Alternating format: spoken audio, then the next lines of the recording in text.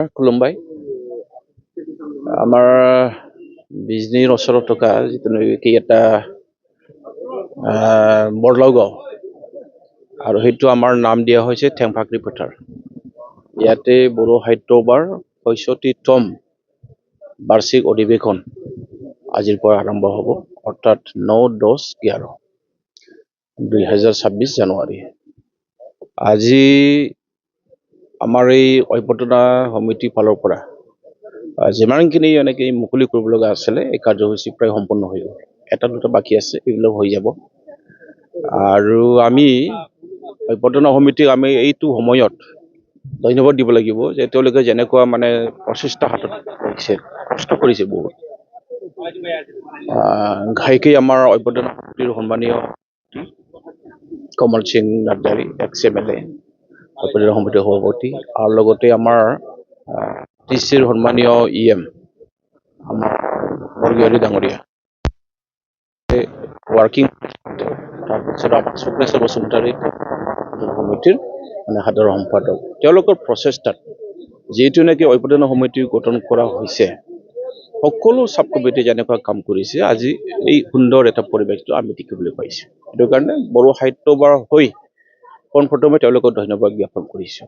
তাৰপিছত বিজনী অঞ্চলৰ অকল বড়ো মাত্ৰ নহয়, সকলো জাতি জনগোষ্ঠীক আমি বড়ো সাহিত্য সভাৰ ফালৰ পৰা ধন্যবাদ জ্ঞাপন কৰিব বিচাৰিছোঁ যে সকলোৱে ইয়াত মানে জাতি বৰ্ণ ধৰ্ম নিৰ্বিশেষে সকলোৱে সহযোগ কৰিছে, আমি এইটো গম পাইছোঁ। আৰু সেইটো কাৰণে আজি এই পৰিৱেশ, সেইটো কাৰণে ৰাইজৰ যিটো নেকি সঁহাৰি, ৰাইজে যিটো মানে সহযোগ দিছে, তাৰ কাৰণেও আমি ধন্যবাদ জ্ঞাপন কৰিছোঁ।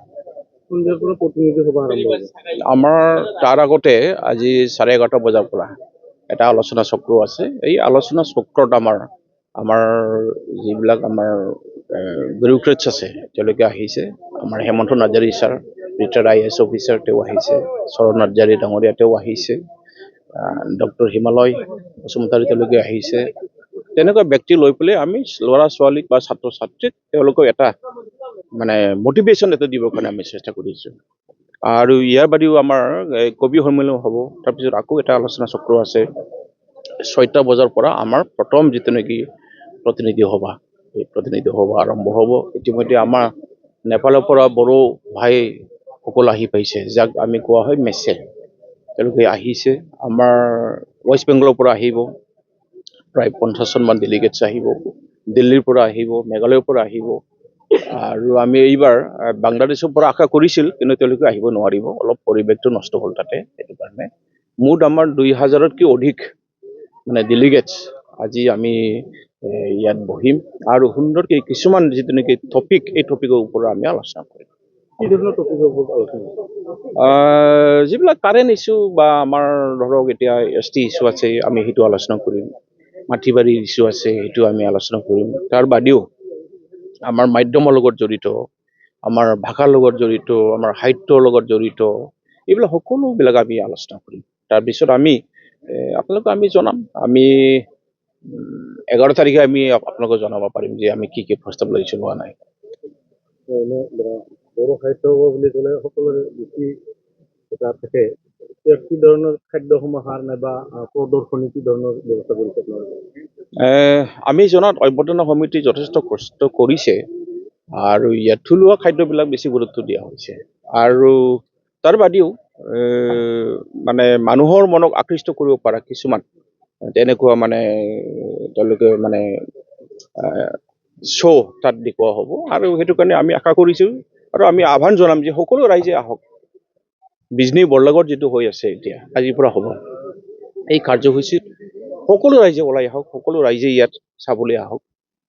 আৰু সাহিত্য সভাৰ লগত আমাৰ যিবিলাক আলোচনা চক্ৰ হ'ব, এই আলোচনা চক্ৰবিলাকতো ভাগ ল'ম।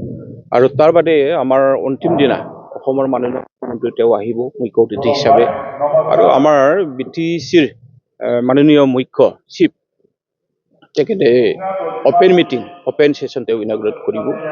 তাৰ বাদেও আমাৰ দিল্লীৰ পৰা আলহী আহিব, গান্ধী হিন্দুস্তানী সাহিত্য সভা, তেওঁ ৰমেশ ভৰদ্বাজ তেওঁ আহিব। তাৰ বাদেও আমাৰ MP সকল থাকিব, আৰু আমাৰ বড়ো কছাৰী কাউন্সিলৰ চিফ মেহনেশ্বৰ বসুমতাৰী তেওঁ আহিব। আৰু আমি থুলমূলভাৱে ক'ব পাৰোঁ যে আমাৰ অভ্যৰ্থনা সমিতি আৰু বড়ো সাহিত্য সভা আমি এই 65 এনুৱেল কংগ্ৰেছটো যেনেকৈ হ'লেও মানে সুন্দৰ আৰু ভাল কৰিবলৈ আমি চেষ্টা কৰিম।